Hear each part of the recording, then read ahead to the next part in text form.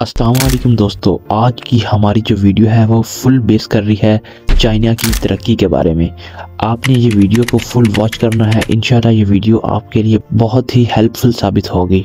China ने पिछले चंद सालों के अंदर एक ऐसी हैरत अंगेज तरक्की हासिल की है जो कि पूरी वर्ल्ड की कंट्रीज़ के लिए एक मिसाल बन के रह। ये कामयाबी चाइना को कैसे हासिल हुई, कौन सी चाइना ने प्लानिंग की जो चीन की तेज़ रफ्तार तरक्की की बुनियाद बनी। आइए इस मौजू को तफसील से समझते हैं। मैं आपको फिर से कह रहा हूँ, आपने वीडियो को फुल वॉच करना है। ये वीडियो आपके लिए इन फ्यूचर बहुत ही हेल्पफुल साबित होने वाली है। चाइना का तारीखी पस मंज़र 20वीं सेंचुरी के मिडल तक एक गरीब और एग्रीकल्चर पर मबनी इकॉनमी था। दोस्तों, जब 1949 के अंदर चाइना में पीपल्स ऑफ रिपब्लिक का क़याम हुआ, कम्युनिस्ट पार्टी ने सेंट्रली प्लान्ड इकॉनमी का निज़ाम अपनाया।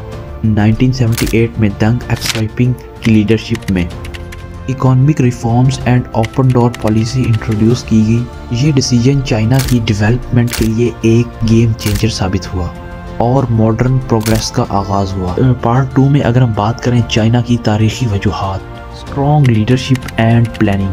दोस्तों, चाइनीज़ लीडरशिप हमेशा लॉन्ग प्लानिंग पर फोकस करती है। हर 5 साल के लिए 5 ईयर प्लान बनाया गया जिसमें एग्रीकल्चर, इंडस्ट्रीज़ और टेक्नोलॉजीज़ को प्रायोरिटीज़ किया गया। हर सेक्टर के लिए एक स्पेसिफिक गोल सेट किया गया जो डिसिप्लिन और डायरेक्शन के साथ पूरा किया गया। उसके बाद अगर हम बात करें इकोनॉमिक रिफॉर्म्स की, 1978 के रिफॉर्म्स के बाद चाइना ने अपनी इकोनॉमी को ग्लोबलाइजेशन की तरफ खोला।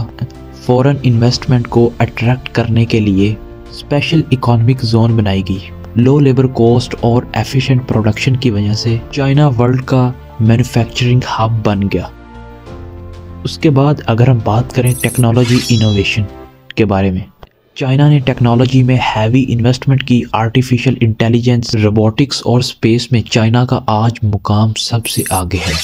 लोकल कंपनीज जैसे हवाई और अलीबाबा ने अपनी आज इंटरनेशनल लेवल पर अपनी एक पहचान बनाई। उसके बाद अगर हम बात करें इंफ्रास्ट्रक्चर डेवलपमेंट की, हाईवेज, रेलवेज और पोर्ट्स का एक अलग से नेटवर्क बनाया गया।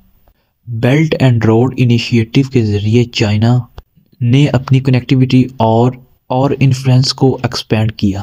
उसके बाद अगर हम बात करें स्किल्स और एजुकेशन डेवलपमेंट की, चाइना ने अपनी पॉपुलेशन को स्किल्ड वर्क फोर्स में तब्दील करने के लिए एजुकेशन और ट्रेनिंग पर फोकस दिया। यूनिवर्सिटीज़ और रिसर्च सेंटर में टेक्नोलॉजी और इनोवेशन को प्रमोट किया गया। उसके बाद अगर हम बात करें चाइना की चैलेंजेस और तनकीदी नज़रिए पर, चाइना की प्रोग्रेस के बावजूद कुछ चैलेंजेस हैं। इन्वायरमेंटल इश्यूज़, तजारती और इंडस्ट्रियल डेवलपमेंट की वजह से पॉपुलेशन और क्लाइमेट चेंज रहे हैं। उसके बाद अगर हम बात करें पॉलिटिकल कंट्रोल के बारे में, ह्यूमन राइट्स और फ्रीडम स्पीच के हवाले से पाकिस्तान में जो कि इस टाइम 0% है, जो कि हक के लिए अपनी आवाज़ उठाता है उसको जेल में बंद कर दिया जाता है। ये जिंदा मिसाल आज पाकिस्तानियों के सामने है। लेकिन चाइना के अंदर ऐसा कुछ नहीं है। चाइना को उनके राइट्स दिए गए हैं, उनको फ्रीडम प्रोवाइड की गई है, लेकिन पाकिस्तान में वो इस टाइम 0% है। चाइना को इंटरनेशनल क्रिटिसिज्म का सामना है। उसके बाद अगर हम बात करें ग्लोबल रिलेशंस के बारे में, यूएस और यूरोप के साथ trade Wars, geopolitical tensions China की इमेज को चैलेंज करते हैं। इसके बाद अगर हम बात करें इन सब चीज़ों से हम क्या सीख सकते हैं, हमारा इस वीडियो का क्या मकसद है। नंबर 1 पर बात करें तो लॉन्ग टर्म प्लानिंग पर हमें फोकस करना चाहिए। चाइना का मॉडल हमें ये सिखाता है कि हम अपने रिसोर्सेज को एफिशिएंटली किस तरीके से यूज़ कर सकते हैं। उसके बाद अगर हम बात करें टेक्नोलॉजी और एजुकेशन के रोल के बारे में, एजुकेशन और इनोवेशन किसी भी कंट्री की तारीखी बुनियाद है। उसके बाद अगर हम बात करें इंफ्रास्ट्रक्चर डेवलपमेंट के बारे में, हर कंट्री को अपने इंफ्रास्ट्रक्चर पर इन्वेस्ट करना ज़रूरी है। दोस्तों, चाइना की कहानी एक मिसाल है कि कोई भी मुल्क किसी तरह मुश्किलात के बावजूद दुनिया का लीडर बन सकता है।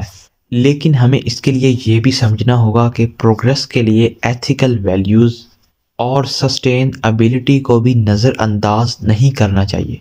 दोस्तों, आपका क्या ख्याल है? आप इस मॉडल को किस तरीके से देखते हैं? कमेंट सेक्शन के अंदर आपने लाजमी बताना है।